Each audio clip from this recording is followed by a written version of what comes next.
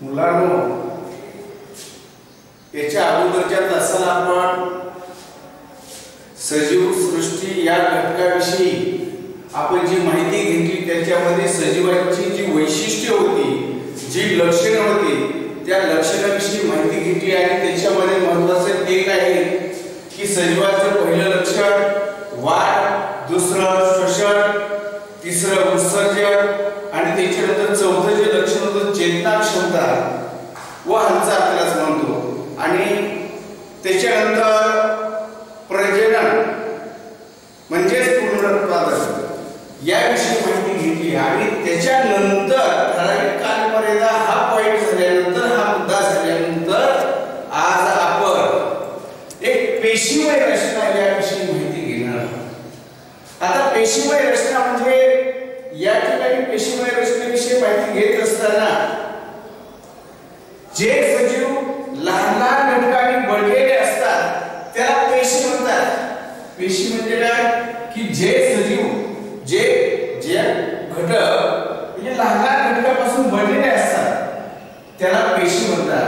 तर त्याच्यामध्ये पेशी मय रचना याच्याविषयी माहिती घेत असताना एक लक्षात घ्या, त्याच्यामध्ये एक पेशीय सजीव आहे, काही बहुपेशीय सजीव आहे। असे काही सजीव आहेत की जो सजीव फक्त एका पेशीपासून बनलेला असतो त्याला एक पेशीय सजीव म्हणतात। म्हणजे त्याच्यामध्ये एक पेशीय सजीव, एक पेशीय सजीव, एक पेशीय सजीव, एक पेशीय सजीव मध्ये याची व्याख्या लक्षात घ्या, जो सजीव फक्त एका पेशीपासून बनलेला असतो त्यास एक पेशीय सजीव म्हणतात। आणि त्याच्यामध्ये उदाहरण जर पाहिलं आपण एक आहे पहिलं अमिबा, नंबर 2 पॅरामेशियम,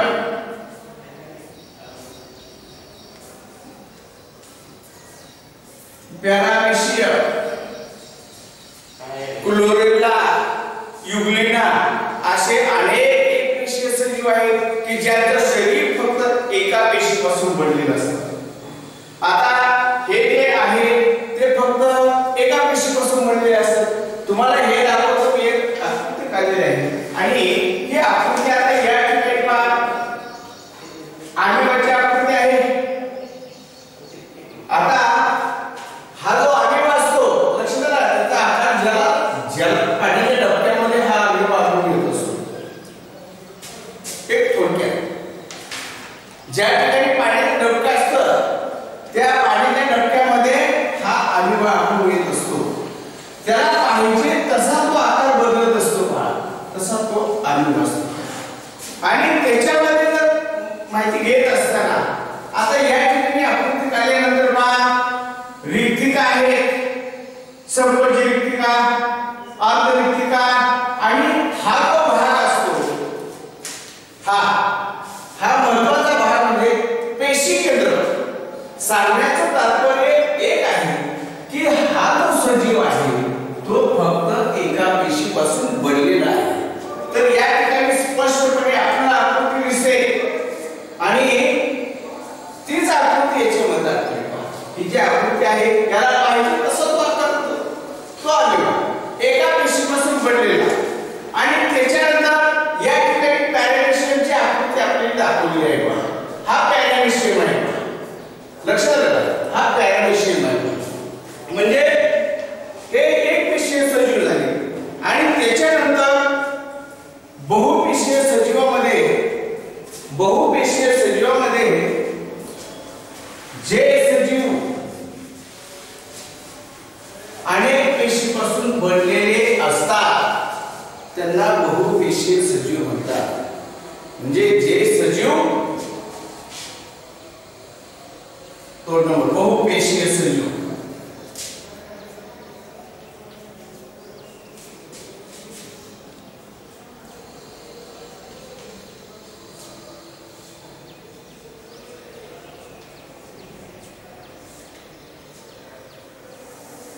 त्याची व्याख्या कोणती आहे? जे सजीव एका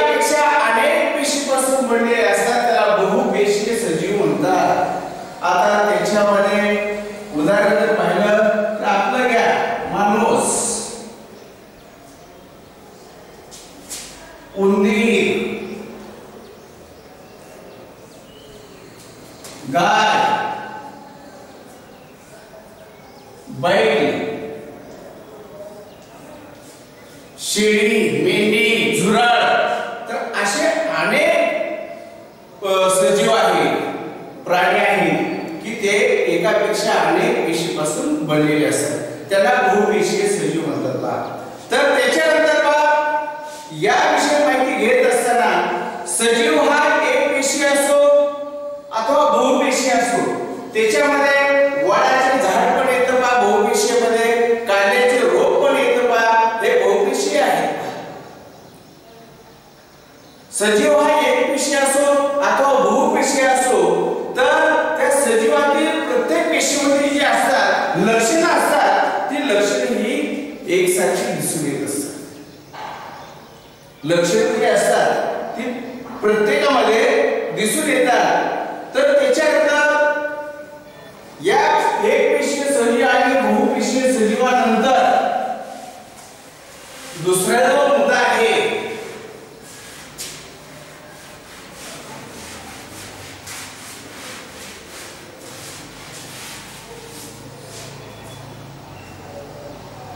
उपयुक्त सजीव.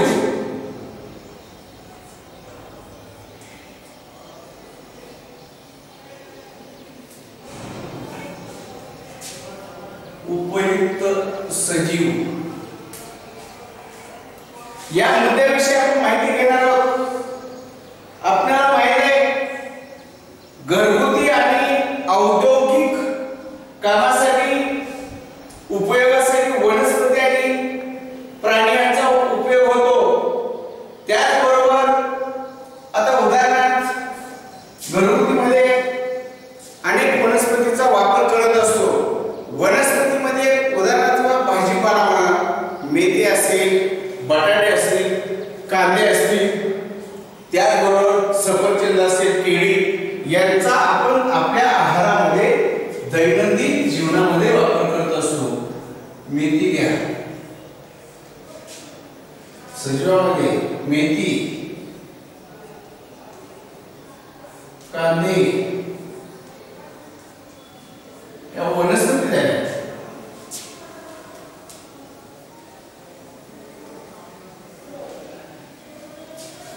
सफरचंद,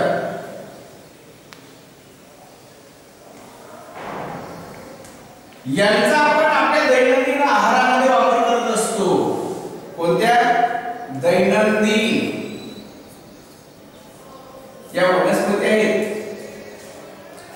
उपयुक्त सजीव आहेत, यांचा आपण दैनंदिन आहारामध्ये वापर करत असतो.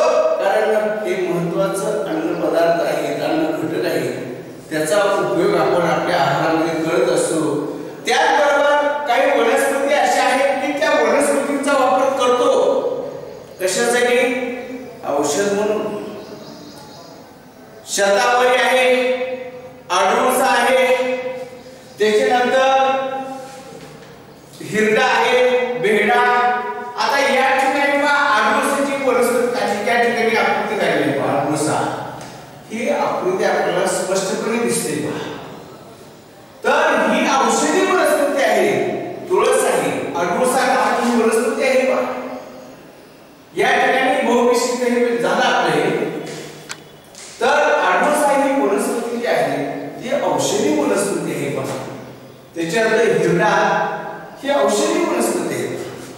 मग अशा वनस्पतींचा वापर आपल्या दैनंदिन जीवनामध्ये करत असतो आणि केला पाहिजे.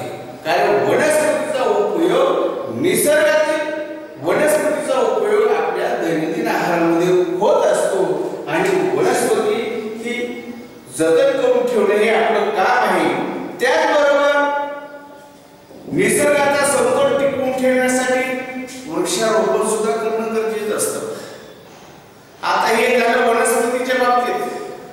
वनस्पतीच्या बाबतीत झाल्यानंतर त्याच्यानंतर प्राण्यांचा उपयोग कशासाठी होतो माहिती आहे आपल्याला? कुत्रा घ्या, गाय घ्या, म्हैस घ्या, यांचा उपयोग, मांजर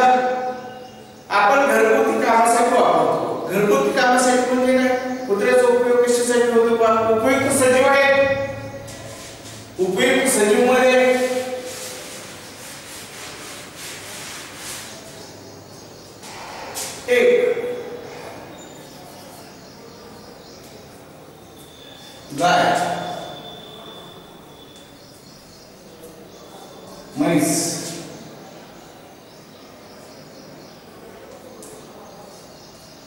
कुत्रा आणि मांजर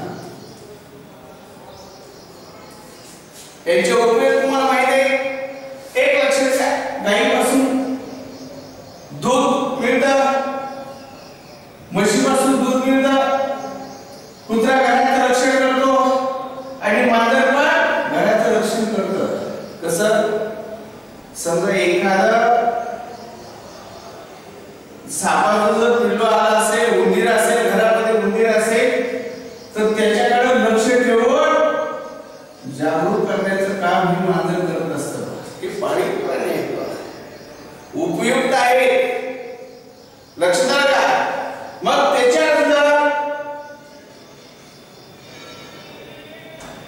कोंबड्याचा उपयोग, त्याच्यानंतर कोंबडा आता यांचा वेगळा आणि यांचा वेगळा. कोंबडा, मासे, मेंढी आणि बकरी, शेळी. लक्षात?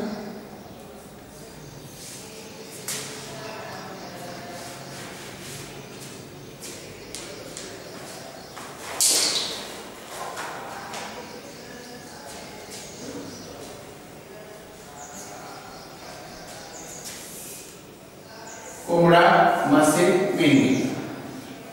तर याचा उपयोग कशासाठी होतो?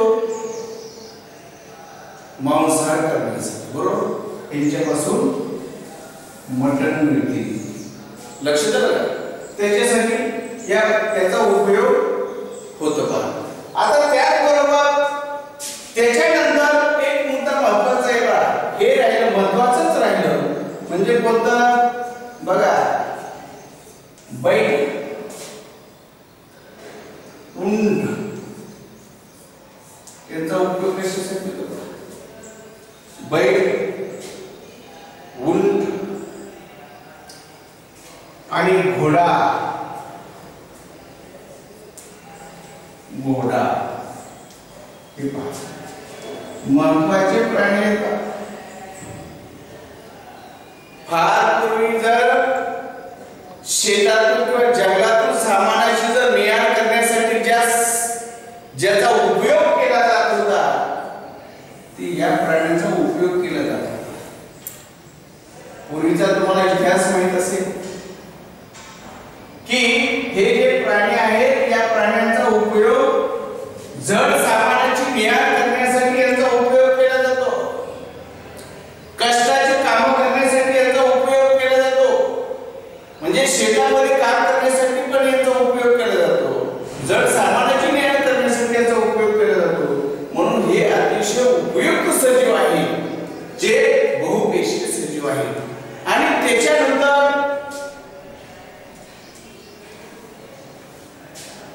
एक राहिलं, फक्त एक राहिलेलं आहे की जो की सजीव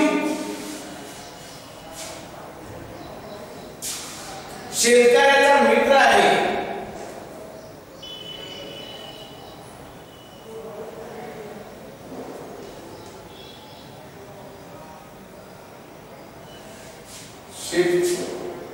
शेतकऱ्याचा मित्र, एक लक्षात घ्या, शेतकऱ्याचा मित्र म्हणून ज्याला आपण ओळखतो तो म्हणजे गांडूळ.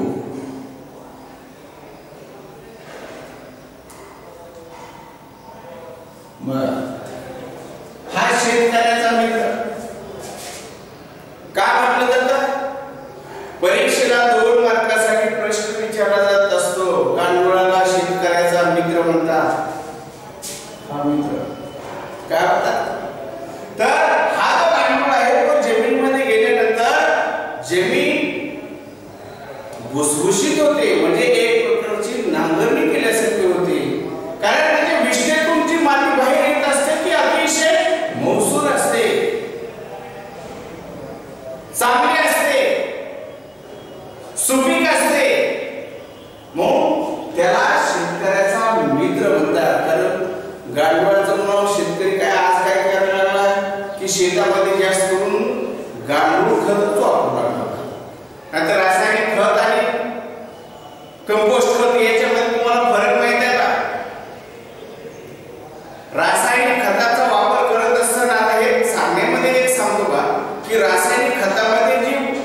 उष्णता असते ती जास्त असते, खारटपणा असतो तो रासायनिक खतामध्ये जास्त असतो.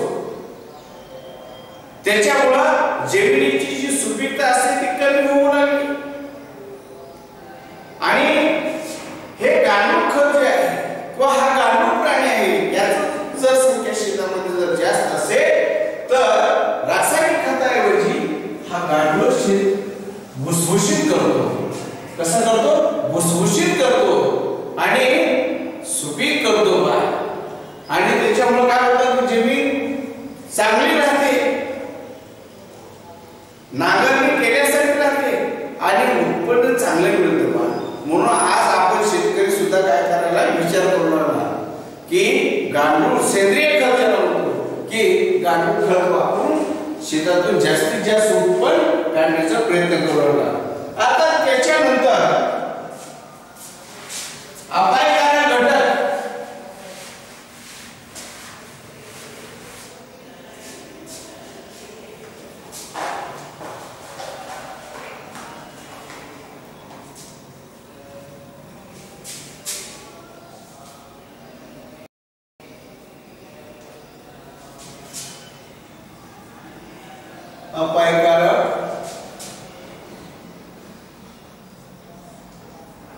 घटक.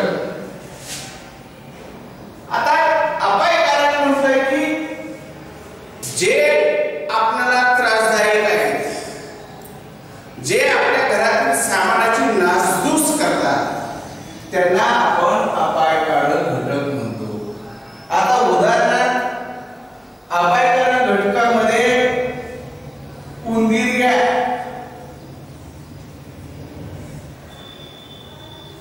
त्याच्यानंतर घुशी घ्या, घुशी म्हटलं चल घुशी घ्या.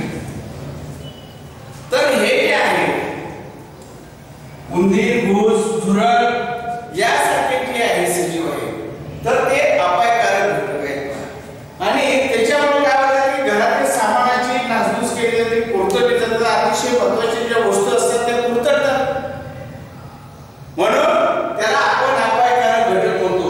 आणि त्याचबरोबर ओवा, गोची यामुळे अनेक रोग पसरतात. आता रोगांचा जो प्रसार असतो, रोगांचा जो प्रसार आहे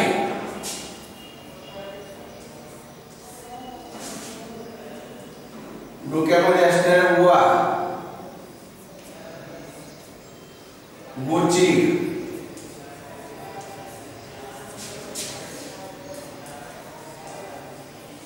पिसवा, रोगाचा प्रसार होतो. याच्यापासून रोगाचा प्रसार होतो. म्हणून एक लक्षात ठेवा, आपली वैयक्तिक स्वच्छता ठेवणं गरजेचं असतं. डोक्याचे केस कधी वाढवून घ्यायचे नाहीत पा.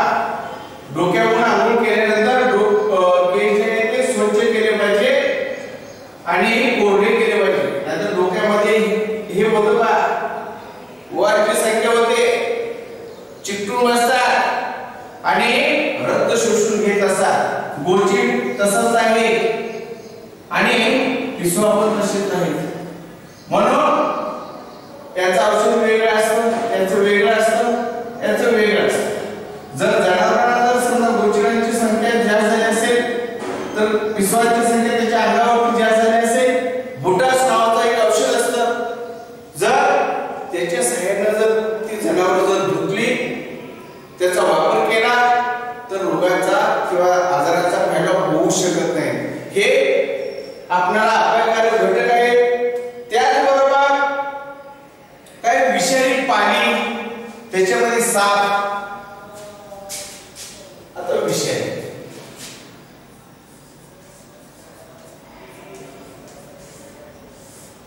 घटक आहे. साप आहे, पालिका असतात, कोळी असतो बाबा. हे घ्या, हे झाले विषारी घटक. आणि त्याच्यानंतर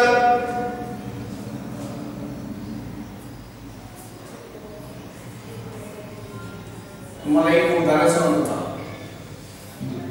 2 दिवसाचं एक उदाहरण आहे. एका स्त्रीला सापामध्ये पण जाती असतात, कारण प्राण्यांची ही जी संख्या आहे याच्यामध्ये एकच जात असते असं नाही.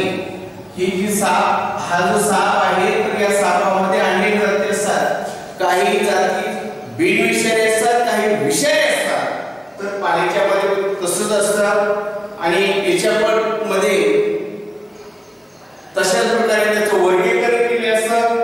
जो त्याच्यामध्ये विष असतं, सगळ्यामध्ये विष असतं असं नाही, कारण हे तुम्हाला विषारी घटक सांगितलेले आहे.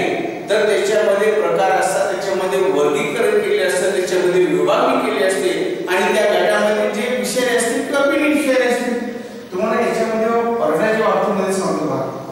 सापामध्ये सांगितलं की काही विषारी असतात. तो जर त्याचा दंश झाला, दंश होणे म्हणजे चावणे, जर चावला तर काय होतं बघा, मृत्यू. म्हणून तात्काळ काय केलं पाहिजे बघा, की आपण त्याला रुग्णालयामध्ये त्याला आपण घेऊन गेलं पाहिजे बघा. त्याच्यानंतर बघा परवाचं एक उदाहरण सांगायचं राहिलं की परवा एका स्त्रीला बघा परोड नावाचा म्हणजे परोड चावला. कारण त्याच्यामध्ये सुद्धा वेगवेगळे जाती असतात, प्रकार असतात, विषारी असतात, बिनविषारी असतात आणि तो क्वचित ठिकाणी मग दंश करत असतो कधीतरी. मग एक स्त्री त्या सोयाबीन जात असताना काय झालं बा, जात असताना त्या स्त्रीचा पाय त्याच्यावरती पडला. पडल्यानंतर त्या परड्याला काय केलं बा, परोड नावाचा जो होता त्याने दंश केला. दंश केल्यानंतर ती स्त्री बेशुद्ध झाली. बेशुद्ध झाल्यानंतर दवाखान्यात घेऊन गेल्यानंतर त्या ठिकाणी त्याला त्या स्त्रीला ती मृत्यू घोषित केलं. लक्षात घ्या, कारण त्याच्यामध्ये विष जे असतं ते अतिशय जास्त असतं. सापापेक्षा जास्त प्रमाणात विष त्याच्यामध्ये असतं बा. मग हे विषारी घटक आहेत आणि त्याच्यानंतर प्राण्याप्रमाणे वनस्पती काही अपायकारक आहेत. तर वनस्पतीमध्ये कोणत्या वनस्पती अपायकारक आहेत बा, कारण एकच वनस्पती असते असं नाही बा. वनस्पतीविषयी माहिती घेत असताना त्याचे गट पाडलेले असतात, त्याचं वर्गीकरण केलेलं असतं आणि वर्गीकरण करत असताना अपायकारक वनस्पती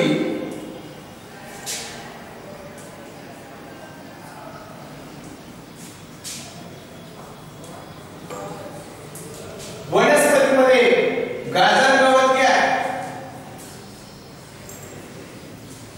हे गाजर गवत तण आहे आणि अमरवेल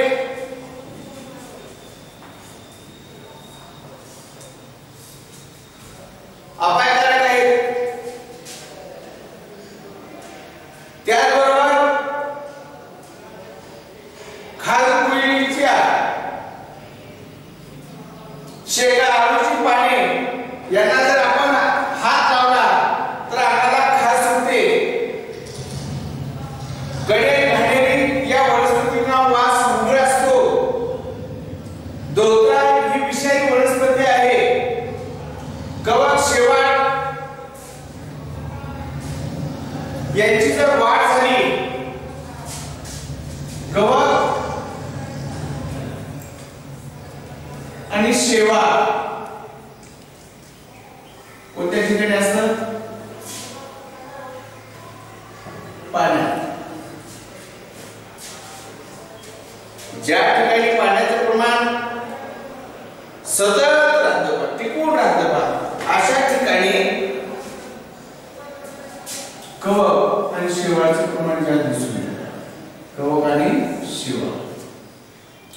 शेवाळावर आपला पाय पडल्यानंतर आपण घसरतो, घसरून पडतो, कारण गुळगुळीत राहतं. केळीच्या सालपाटावर पाय पडल्यानंतर कसं घसरतो, बरोबर तशा पद्धतीनं घसरतो. मग याच्यामुळे हे पण आपल्याला अपायकारक आहे. लक्ष द्या का, कारण याच्यामुळे काय होतं का, महत्वाचं एक आहे की पाणी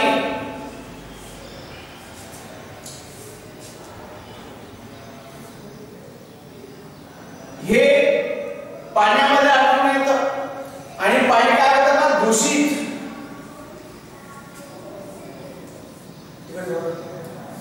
दूषित होतात, अस्वच्छ, घाणेरडं आणि अस्वच्छ पाण्याचा जर उपयोग जर पिण्यासाठी जर केला तर त्याच्यामुळे आजारांचा फैलाव होतो, रोगांचा फैलाव होतो आणि आजार फैलावतात, रोगाची साथ पसरते आणि त्याच्यासाठी मग हे अपायकारक घटक या ठिकाणी दिसून येतात. म्हणून स्वच्छता राखणं सुद्धा गरजेचं असतं. आता त्याच्यानंतर पण एक शेवटचा मुद्दा राहिलेला आहे पहा. त्या मुद्द्याविषयी फक्त 2 ते 3 मिनिटांमध्ये त्या मुद्द्याविषयी माहिती घेऊ. तो मुद्दा आहे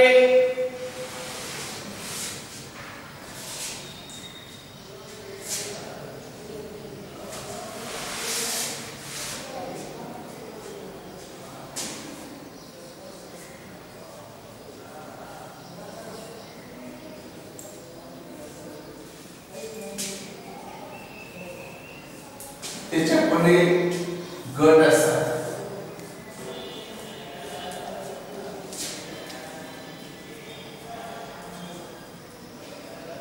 शाकाहारी,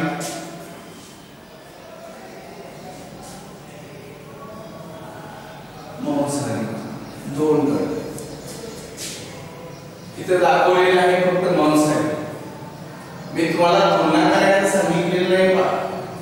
एक तुमच्या लक्षात येण्यासाठी सांगितलं की हिंस्र म्हणजे मांसाहार करणार. जंगलामध्ये अनेक प्रकारचे वेगवेगळ्या प्रकारचे प्राणी आढळून येतात. निसर्गात जर आपण गेलो तर त्या निसर्गाच्या सानिध्यात गेल्यानंतर वेगवेगळ्या प्रकारचे पक्षी प्राणी आढळून येतात आणि त्याच्यामध्ये हिंस्र म्हटलं की जे शाकाहारी प्राणी आहेत, हे प्राणी आहेत, ते काय करतात की या प्राण्यांची शिकार करतात. उदाहरणार्थ ससा असेल, अरे तर अशा प्राण्यांची आता कोणते प्राणी आहेत का, त्याच्यामध्ये वाघ, लांडगे, बिबट्या. तर असे जे मांसाहारी प्राणी आहेत, मांसाहारी कोणतं, हिंस्र कशा म्हणतात की जे इतर दुसऱ्या प्राण्यांची शिकार करून आपलं जीवन जगतात, त्याला हिंस्र प्राणी म्हणतात. तर त्याच्यामध्ये